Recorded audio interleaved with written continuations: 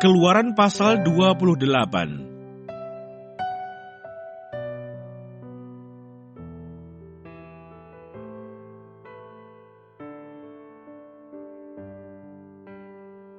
Mengenai pakaian imam. Engkau harus menyuruh abangmu Harun bersama-sama dengan anak-anaknya datang kepadamu dari tengah-tengah orang Israel untuk memegang jabatan imam bagiku, Harun dan anak-anak Harun, yakni Nadab, Abihu, Eleazar, dan Itamar. Haruslah engkau membuat pakaian kudus bagi Harun abangmu, sebagai perhiasan kemuliaan. Haruslah engkau mengatakan kepada semua orang yang ahli, yang telah kupenuhi dengan roh keahlian, membuat pakaian Harun untuk menguduskan dia, supaya dipegangnya jabatan imam bagiku. Inilah pakaian yang harus dibuat mereka: tutup dada, baju efod, gamis, kemeja yang ada raginya, serban, dan ikat pinggang. Demikianlah mereka harus membuat pakaian kudus bagi Harun abangmu dan bagi anak-anaknya, supaya ia memegang jabatan imam bagiku. Untuk itu haruslah mereka mengambil emas, kain ungu tua, dan kain ungu muda, kain kirmisi, dan lenan halus. Baju efod itu harus dibuat mereka dari emas, kain ungu tua dan kain ungu muda, kain kirmisi dan lenan halus, yang dipintal benangnya, buatan seorang ahli. Haruslah ada pada baju efod itu 2 tutup bahu yang disambung kepadanya. Pada kedua ujungnya lah harus baju efod itu disambung.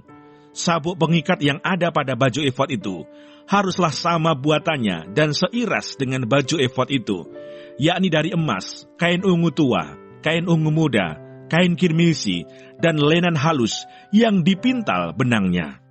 Haruslah kau ambil 2 permata krisopras dan mengukirkan nama para anak Israel pada permata itu. 6 dari nama mereka itu pada permata yang pertama, dan ke-6 nama lagi pada permata yang kedua, menurut urutan kelahirannya.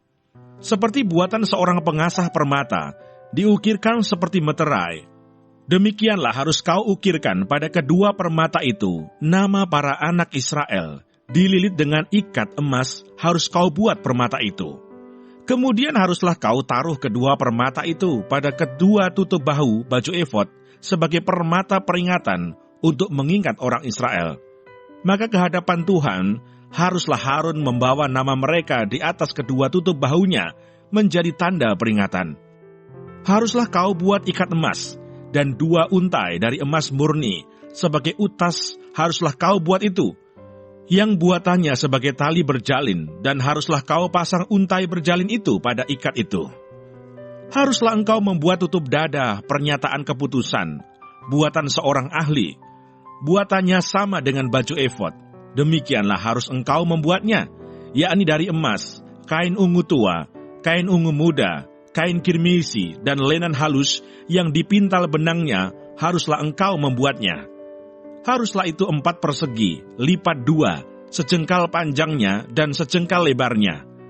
Haruslah kau tata itu dengan permata tatahan, 4 jajar permata, permata yaspis merah, krisolit, malakit.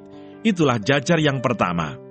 Jajar yang kedua, permata batu darah, lasurit, yaspis hijau. Jajar yang ketiga, permata ambar, akik, kecubung.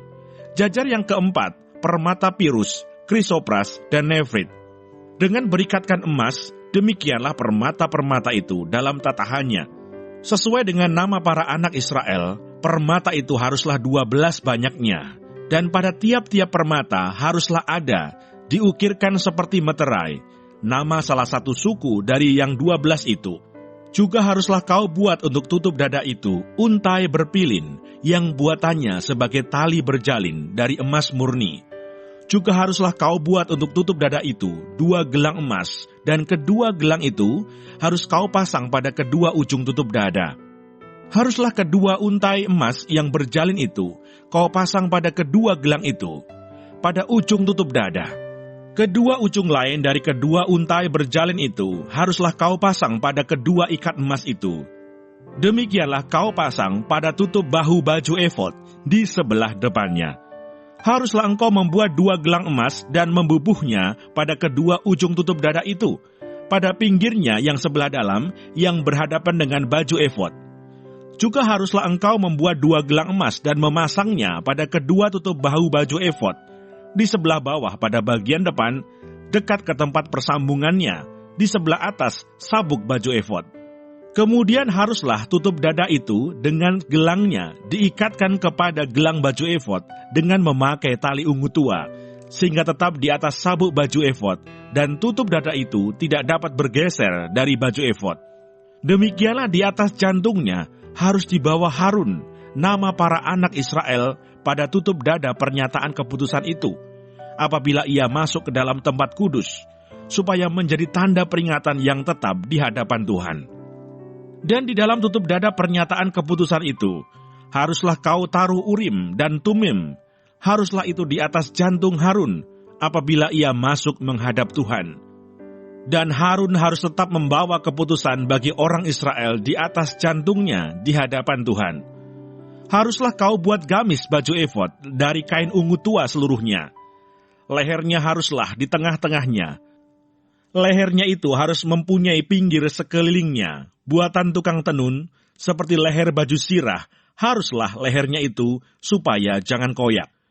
Pada ujung gamis itu haruslah kau buat buah delima dari kain ungu tua, kain ungu muda dan kain kirmisi pada sekeliling ujung gamis itu, dan di antaranya berselang-seling giring-giring emas, sehingga 1 giring-giring emas dan 1 buah delima selalu berselang-seling pada ujung gamis itu. Haruslah gamis itu dipakai Harun apabila ia menyelenggarakan kebaktian, dan bunyinya harus kedengaran apabila ia masuk ke dalam tempat kudus di hadapan Tuhan, dan apabila ia keluar pula supaya ia jangan mati. Juga haruslah engkau membuat patam dari emas murni, dan pada patam itu kau diukirkan seperti meterai, kudus bagi Tuhan. Haruslah patam itu engkau beri bertali ungu tua, dan haruslah itu dilekatkan pada serban di sebelah depan serban itu. Patam itu haruslah ada pada dahi Harun, dan Harun harus menanggung akibat kesalahan terhadap segala yang dikuduskan oleh orang Israel, yakni terhadap segala persembahan kudusnya. Maka haruslah patam itu tetap ada pada dahinya, sehingga Tuhan berkenan akan mereka. Haruslah engkau menenun kemeja dengan ada raginya dari lenan halus, dan membuat serban dari lenan halus. Dan haruslah kau buat ikat pinggang dari tenunan yang berwarna-warna. Juga bagi anak-anak Harun, haruslah kau buat kemeja-kemeja, dan haruslah kau buat ikat-ikat pinggang bagi mereka, dan destar-destar haruslah kau buat bagi mereka untuk menjadi perhiasan kemuliaan. Maka semuanya itu haruslah kau kenakan kepada abangmu Harun bersama-sama dengan anak-anaknya. Kemudian engkau harus mengurapi, mentahbiskan, dan menguduskan mereka, sehingga mereka dapat memegang jabatan imam bagiku. Buatlah celana-celana lenan bagi mereka untuk menutupi daging auratnya. Celana itu haruslah dari pinggang sampai paha panjangnya. Harun dan anak-anaknya haruslah memakainya apabila mereka masuk ke dalam kemah pertemuan, atau apabila mereka datang ke mezbah untuk menyelenggarakan kebaktian di tempat kudus, supaya mereka jangan membawa kesalahan kepada dirinya lalu mati. Itulah suatu ketetapan untuk selama-lamanya baginya dan bagi keturunannya.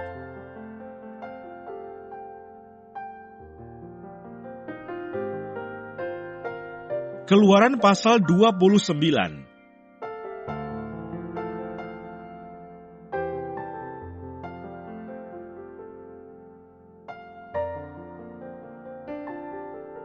Mengenai pentahbisan Harun dan anak-anaknya.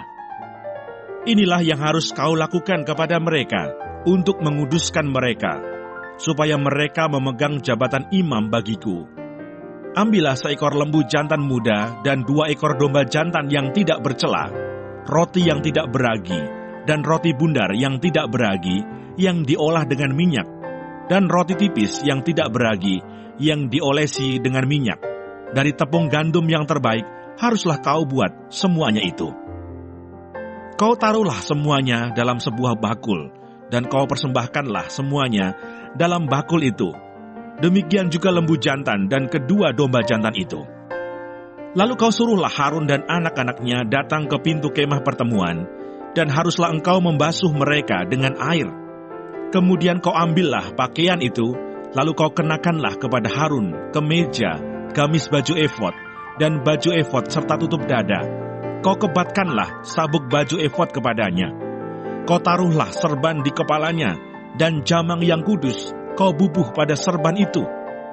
Sesudah itu kau ambillah minyak urapan dan kau tuang ke atas kepalanya. Dan kau urapilah dia. Kau suruhlah anak-anaknya mendekat, dan kau kenakanlah kemeja-kemeja itu kepada mereka. Kau ikatkanlah ikat pinggang kepada mereka, kepada Harun dan anak-anaknya, dan kau lilitkanlah destar itu kepada kepala mereka. Maka merekalah yang akan memegang jabatan imam. Itulah suatu ketetapan untuk selama-lamanya. Demikianlah engkau harus mentahbiskan Harun dan anak-anaknya. Kemudian haruslah kau bawa lembu jantan itu ke depan kemah pertemuan.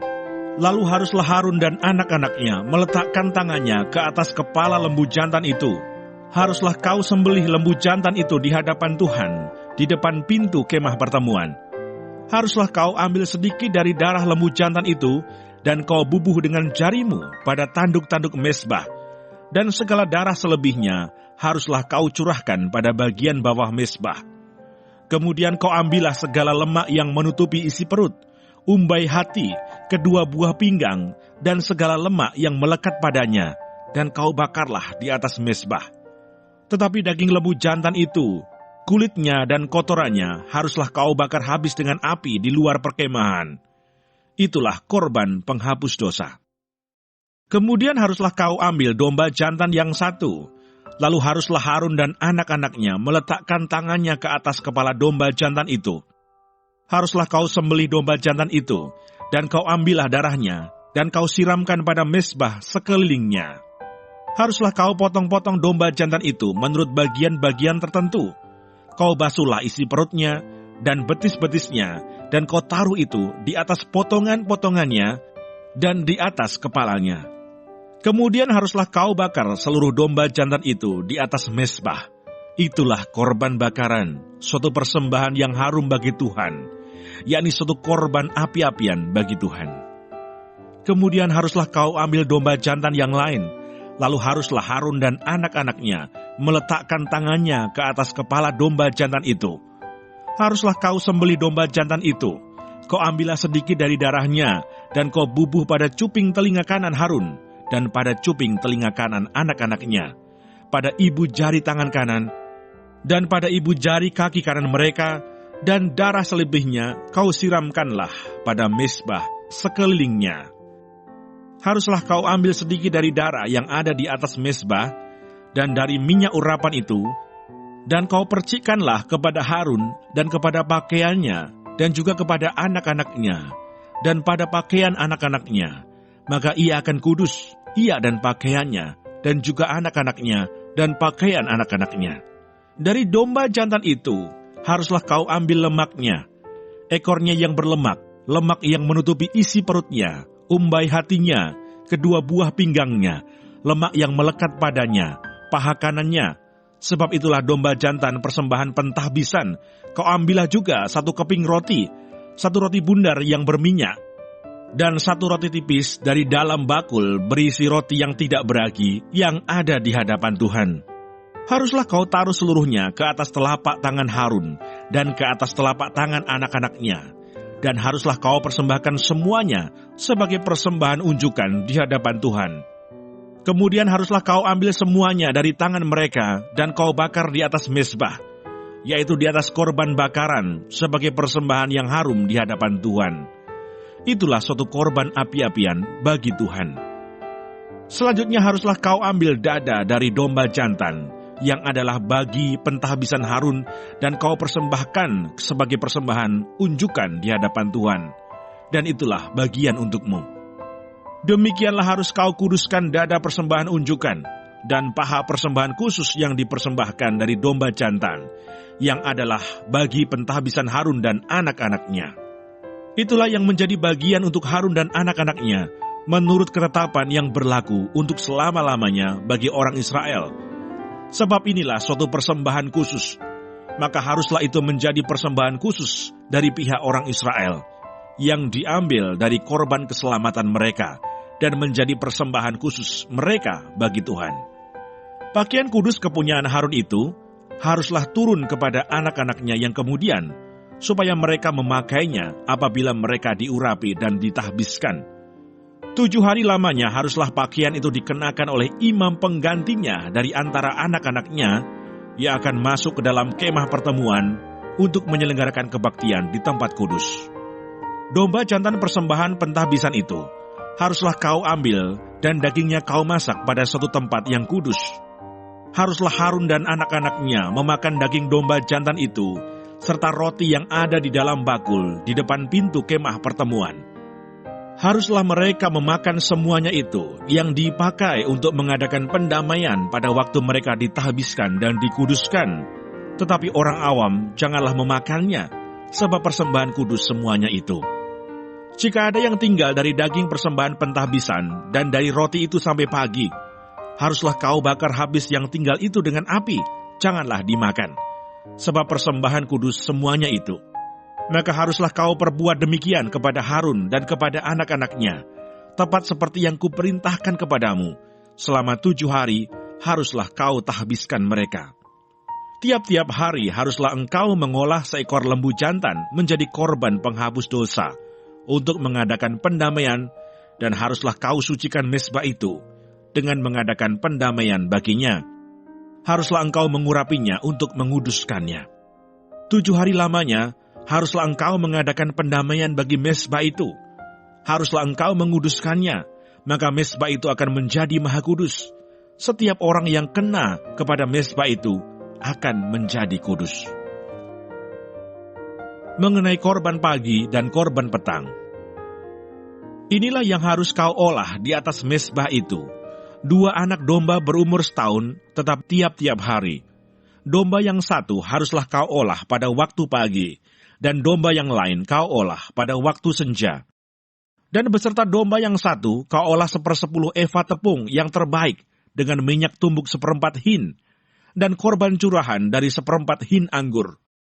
Domba yang lain haruslah kau olah pada waktu senja, sama seperti korban sajian dan korban curahannya pada waktu pagi, harus engkau mengolahnya sebagai persembahan yang harum, suatu korban api-apian bagi Tuhan, suatu korban bakaran yang tetap di antara kamu turun-temurun, di depan pintu kemah pertemuan di hadapan Tuhan.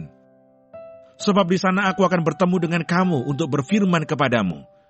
Di sanalah aku akan bertemu dengan orang Israel, dan tempat itu akan dikuduskan oleh kemuliaanku. Aku akan menguduskan kemah pertemuan dan mezbah itu. Lalu Harun dan anak-anaknya akan kukuduskan, supaya mereka memegang jabatan imam bagiku. Aku akan diam di tengah-tengah orang Israel, dan aku akan menjadi Allah mereka. Maka mereka akan mengetahui bahwa akulah Tuhan Allah mereka, yang telah membawa mereka keluar dari tanah Mesir, supaya aku diam di tengah-tengah mereka. Akulah Tuhan Allah mereka.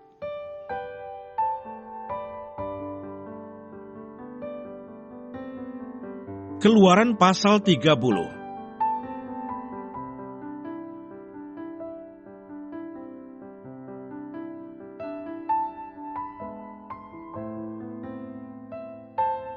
Mengenai mezbah pembakaran ukupan. Haruslah kau buat mezbah, tempat pembakaran ukupan. Haruslah kau buat itu dari kayu penaga, sehasta panjangnya dan sehasta lebarnya, sehingga menjadi 4 persegi, tetapi haruslah 2 hasta tingginya. Tanduk-tanduknya haruslah seiras dengan mezbah itu. Haruslah kau salut itu dengan emas murni. Bidang atasnya dan bidang-bidang sisinya sekelilingnya, serta tanduk-tanduknya. Haruslah kau buat bingkai emas sekelilingnya. Haruslah kau buat 2 gelang emas untuk mezbah itu di bawah bingkainya. Pada kedua rusuknya haruslah kau buat gelang itu, pada kedua bidang sisinya. Dan haruslah gelang itu menjadi tempat memasukkan kayu pengusung, supaya dengan itu mezbah dapat diangkut. Haruslah kau buat kayu pengusung itu dari kayu penaga, dan kau salutlah dengan emas. Haruslah kau taruh tempat pembakaran itu di depan tabir penutup tabut hukum, di depan tutup pendamaian yang di atas loh hukum, di mana aku akan bertemu dengan engkau. Di atasnya haruslah Harun membakar ukupan dari wangi-wangian tiap-tiap pagi, Apabila ia membersihkan lampu-lampu, haruslah ia membakarnya. Juga apabila Harun memasang lampu-lampu itu pada waktu senja, haruslah ia membakarnya sebagai ukupan yang tetap di hadapan Tuhan, di antara kamu turun-temurun. Di atas mezbah itu, janganlah kamu persembahkan ukupan yang lain, ataupun korban bakaran, ataupun korban sajian, juga korban curahan, janganlah kamu curahkan di atasnya. Sekali setahun haruslah Harun mengadakan pendamaian di atas tanduk-tanduknya, dengan darah korban penghapus dosa pembawa pendamaian. Haruslah ia sekali setahun mengadakan pendamaian bagi mezbah itu, di antara kamu turun-temurun. Itulah barang maha kudus bagi Tuhan.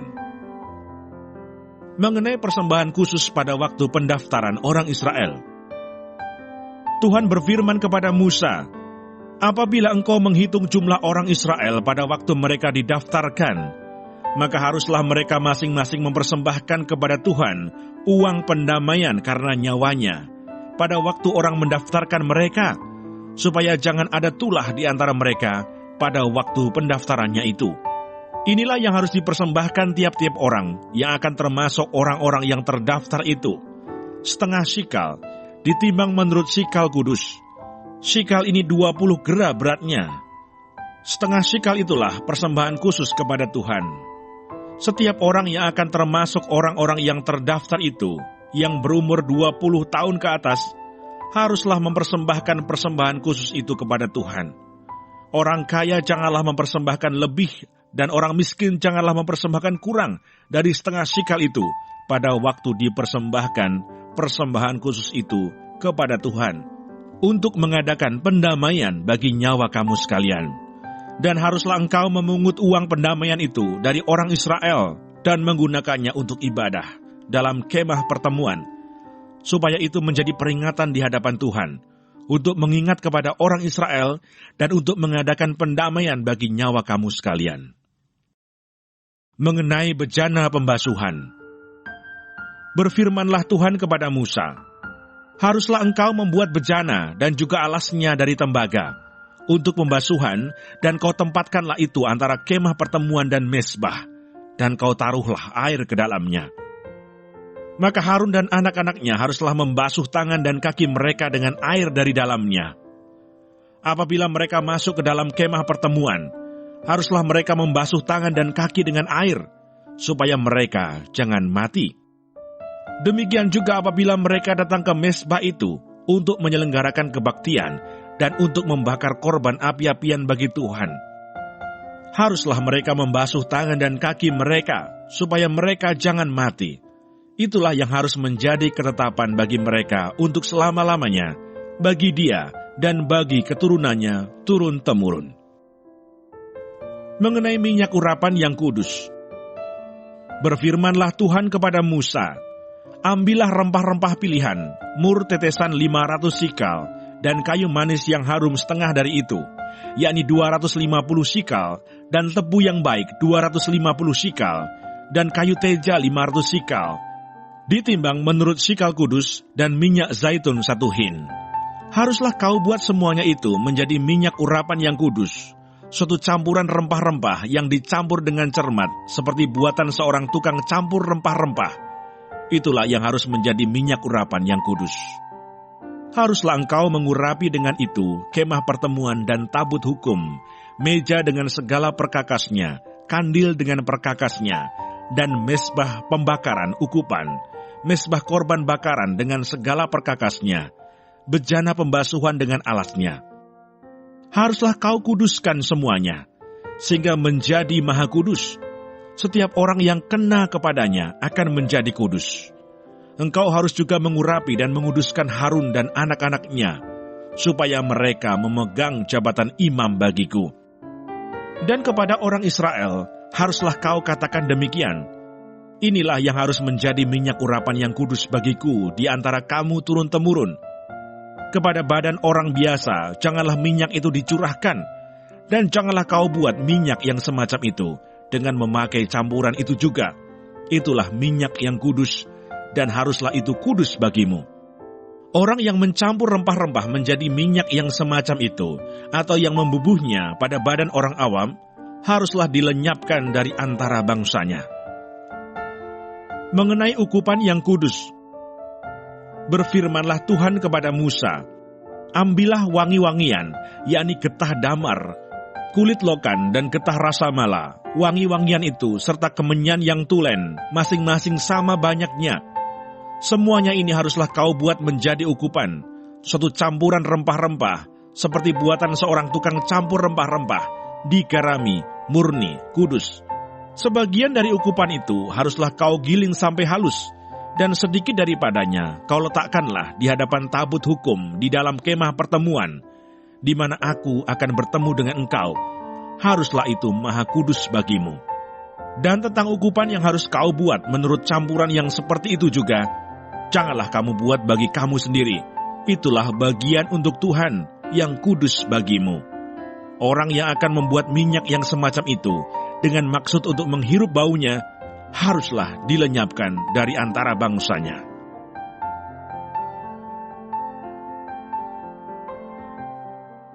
Keluaran pasal 31.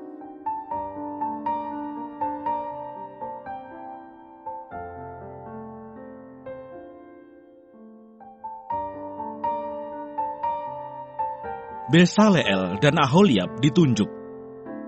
Berfirmanlah Tuhan kepada Musa, lihat, telah kutunjuk Besaleel bin Uri bin Hur dari suku Yehuda, dan telah kupenuhi dia dengan roh Allah, dengan keahlian dan pengertian dan pengetahuan dalam segala macam pekerjaan, untuk membuat berbagai rancangan supaya dikerjakan dari emas, perak, dan tembaga, untuk mengasah batu permata, supaya ditata, untuk mengukir kayu, dan untuk bekerja dalam segala macam pekerjaan.